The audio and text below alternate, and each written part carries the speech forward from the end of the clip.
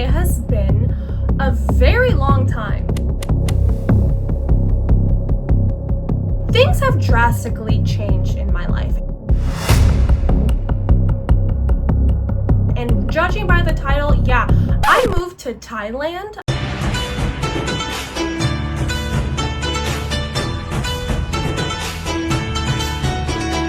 I am living here for 2 more months, so it wasn't a permanent move, but I've been here for about 3 months now, and it has been a journey to say the least, and I'm going to explain everything in this video, every little thing. I have been on TikTok, so feel free to follow me over there. I'm pretty sort of consistent over there. But now I'm back here, and I want to go into just depth of the things that I've gone through recently, and that thing is called topical steroid withdrawal. There's a lot to cover, a lot.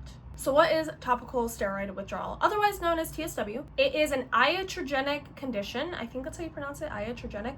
Basically means that a medical treatment or a medical something is what caused this condition. Topical steroids is what caused the topical steroid withdrawal. I was on topical steroids my entire life. So many of us didn't know this condition existed while we were using it. Otherwise, I think that no one would use it if they knew that this was a condition that is so much more common than people think. I'm derailing. What is topical steroid withdrawal? Basically, where your skin becomes so dependent on steroids, it kind of loses the function to do anything for itself, like produce oils. Your skin barrier thins out. You know that your skin barrier can actually thin out from steroid use after 2 weeks. Yeah, 20 plus years here, babe. The symptoms include red skin, burning skin, itchy skin, flaky skin, nervous system dysregulation, temperature dysregulation, suicidal thoughts, insomnia. It completely derailed my life. So before I got the condition, I was working out regularly. I was finally at a point in my life where I felt so confident in my body, and I also worked at a really popular place in Las Vegas. I got quickly promoted to the general manager, the youngest general manager in the entire company ever. And I was just at a really good point in my life, and I just started dating my boyfriend at the time, not together anymore, that's a whole nother topic. He asked me to be his girlfriend the week I got TSW, like literally the week I got it.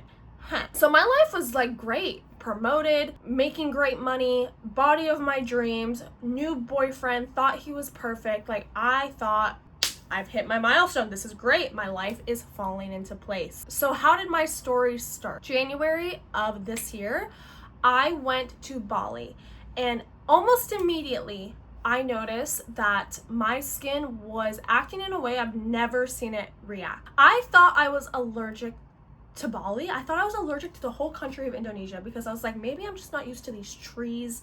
Maybe I'm not used to the environment, the humidity. My skin is not reacting right. I didn't bring my steroids with me because in previous vacations, when I would go to places like Mexico or Thailand, my skin thrived, like thrived. I did not need to use my steroids. And keep in mind, I didn't use steroids like daily.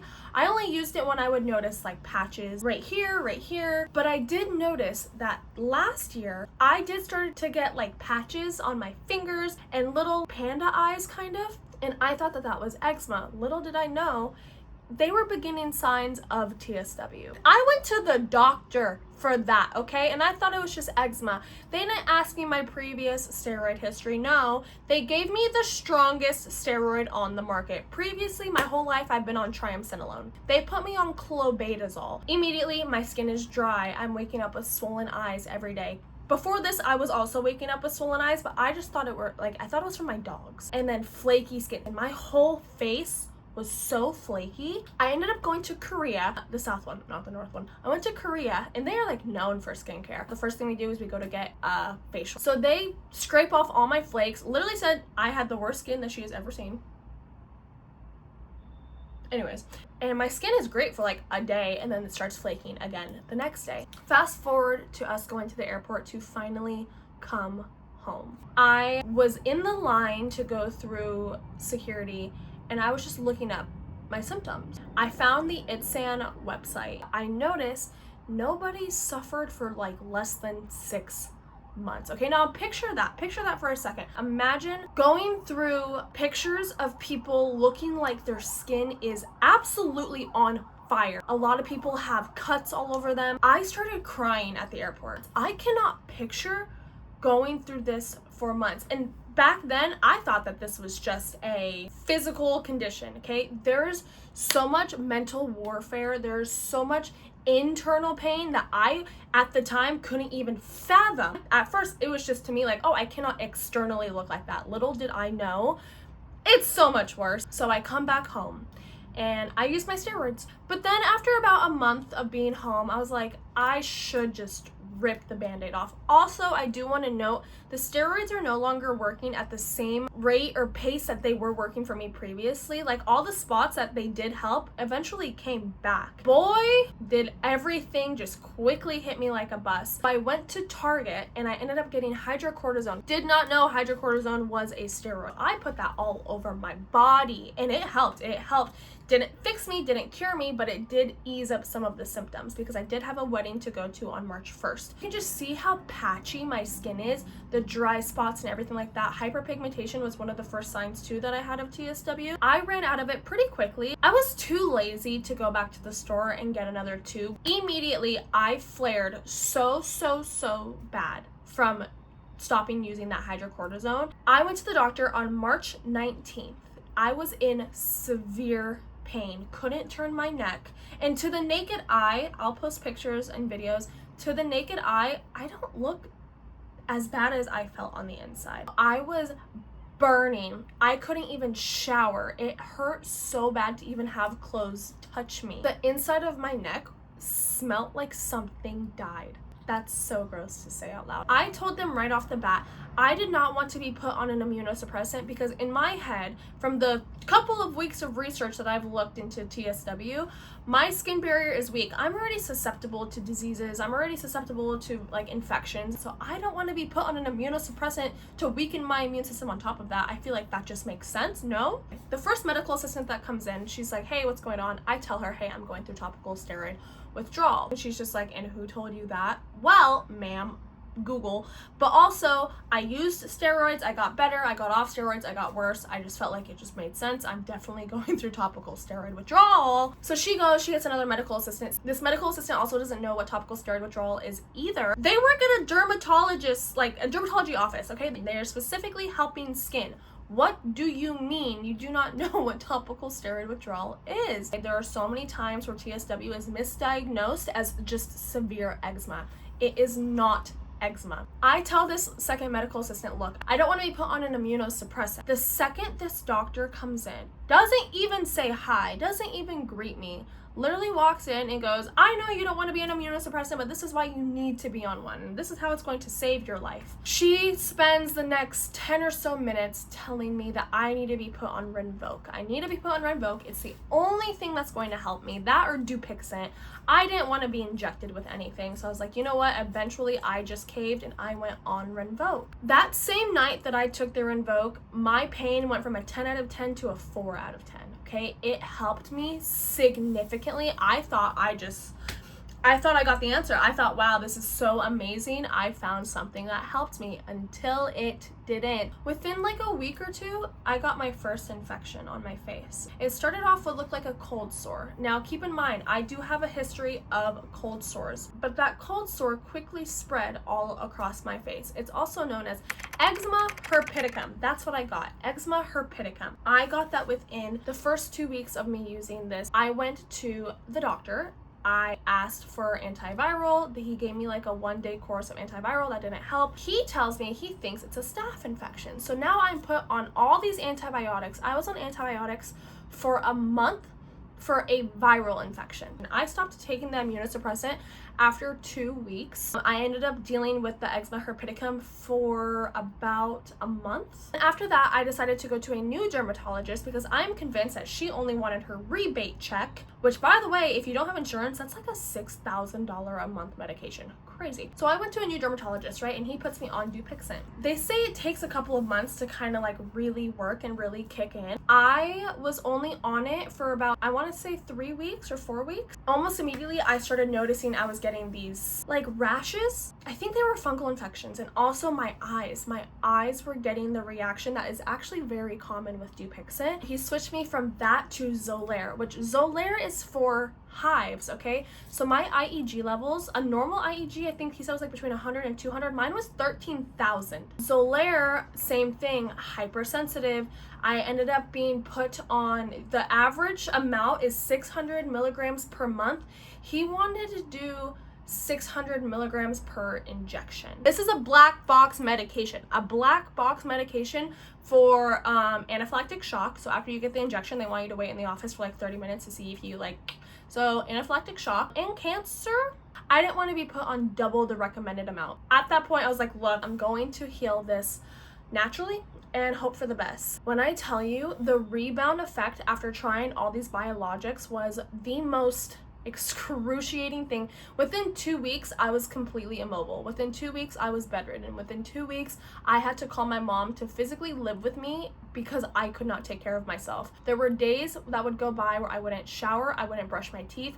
I could not get up out of bed except for to go to the bathroom. Another symptom that I had was I lost my eyesight for a little bit. It's actually back. I'm wearing these now for aesthetic purposes because I'm tired. I also lost my eyebrows. I also have bald spots in my head. It affects everything. So then I came across CAP treatment. I went on TikTok and I found creators that went to Thailand to get treatment. The thought of moving to Thailand, and it's not an easy treatment. It's not like you come here and you can get 2-3 treatments and go back home. Like, this is like at least a 6-month commitment for a lot of people. I actually found out about CAP treatment back in January, and I remember waking up my boyfriend at the time and be like, this is what I'm doing. I'm going to Thailand. I don't know how I'm gonna do it. I'm gonna figure it out. I'm going to Thailand. Okay, I'm going. I have to. Months went by and it just wasn't financially the right move. But then June 22nd happened. June 22nd was the most pain I have ever felt in my life. June 22nd, I wanted to take my own life. I was alone in my bathtub because I could only take baths. I couldn't take showers at this point because showers were just so painful having the water consistently hit me. So I would take baths every day. Dead sea salt baths were quite literally my saving grace. I was alone. I ended up calling my mom and she called over this guy, Danny. Danny is like my dad. So for the remainder of the story, I'm going to just call him dad because that's really what he is to me. He comes, I'm in the bathtub. I cannot move. My back is bleeding. My back is so like cut up because I was scratching. My insides were burning, my outsides were burning. I was screaming in the bathtub, just praying to God, like, why? Like, please make it stop, make it stop, make it stop. I was at my lowest of lows, and that's when my dad was like, we are going to Thailand. You are getting this treatment. You need to get this done. And we booked our trip to come out here in the beginning of August. We came here on August 5th.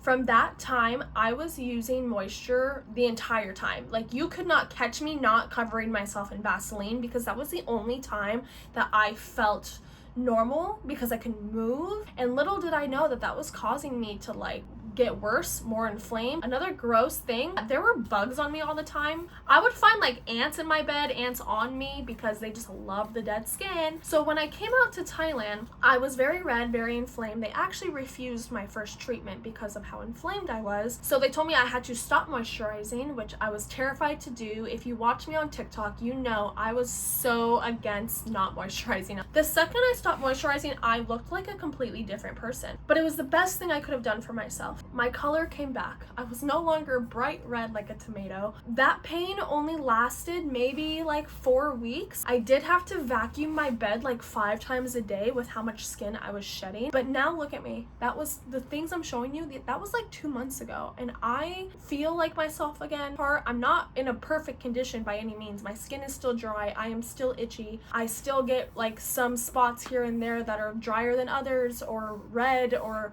I'm not healed, but I am a step closer every single day. My biggest recommendation for anybody who is starting moisture withdrawal, if you can stay in bed as long as possible, please do, okay? Please do, because that is what comforted my skin. Keeping the covers over me and having my body heat keep my skin not so dry, that is what saved me. That was the only thing that kept me comfortable without putting moisture on. Now I am 2.5 months into my treatment. I have about 2.5 more months to go. I'm very happy that I've kept milestone trackers, because there are days where I'm like, wow, like I feel like I'm at a plateau. I feel like not much has like changed between now and like 2 weeks ago. But then I look at my milestones and I'm like, 2 weeks ago taking a shower hurt. Now I can take a shower and feel normal. 2 weeks ago, I looked crazy. Today, I look normal. I can put makeup on. I can do things that I couldn't do. I remember the biggest milestone for me was being able to go to the gym. I was finally at my dream body once I started going through TSW. And then I went from that to I couldn't work out for 3 months. So much can change in such a short amount of time. This condition isn't something that is talked about enough. It's not talked about enough. And so many more people are going through this than what we think. So many people think that what they're going through is just severe eczema because that is what their doctors are telling them. The sun has completely gone down. This video needs to end. The next video, I'm letting you guys ask me questions. I'm going to also ask it on my TikTok if anybody has questions for it. If you guys want to leave a comment below, if you guys have any questions about TSW, I will answer any questions that you guys have about this condition, because I want this to be as widely spread and as widely known as possible, because so many people do not know about this condition and are using steroids because their doctors hand it out like candy. I love you guys so much. I will talk to you guys next time. Mwah.